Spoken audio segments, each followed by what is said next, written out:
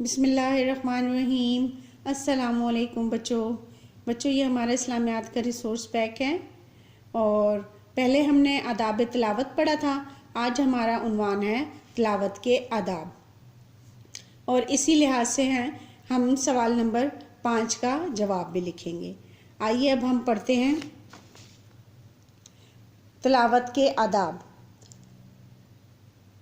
تلاوت قرآن مجید کے سلسلے میں یہ بات پیش نظر رہے کہ یہ اللہ تعالیٰ کی نازل کردہ کتاب ہے، اس لیے اسے عام کتابوں کی طرح نہیں پڑھنا چاہیے، بلکہ اس کے پڑھنے کے کچھ آداب ہیں جن پر عمل کرنا بہت ضروری ہے۔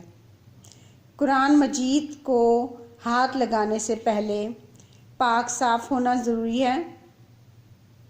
قرآن مجید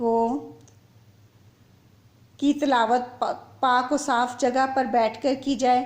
قرآن مجید کی تلاوت کرنے سے پہلے تعوذ اور تسمیہ پڑھنا ضروری ہے۔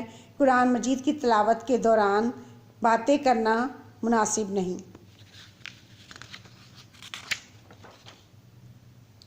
قرآن مجید کی تلاوت اطمینان اور سکون کے ساتھ ٹھہر کر کرنی چاہیے۔ قرآن مجید پڑھتے وقت زیر زبر اور پیش کی بڑی احتیاط کرنی چاہیے۔ تلاوت کے دوران رموز اوقاف کا خیال رکھا جائے، یعنی کہاں ٹھہرنا اور کہاں نہیں ہے۔ قرآن مجید کی تلاوت بلند یا آہستہ آواز میں کی جائے۔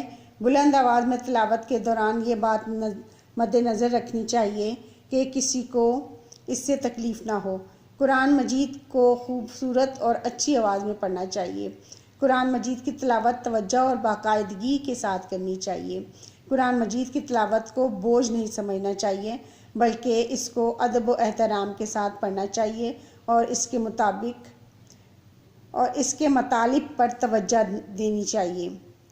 نبی کریم صلی اللہ علیہ وسلم کا فرمان ہے کہ تم میں سے بہتر وہ ہے جو قرآن سیکھے اور دوسروں کو سکھائے۔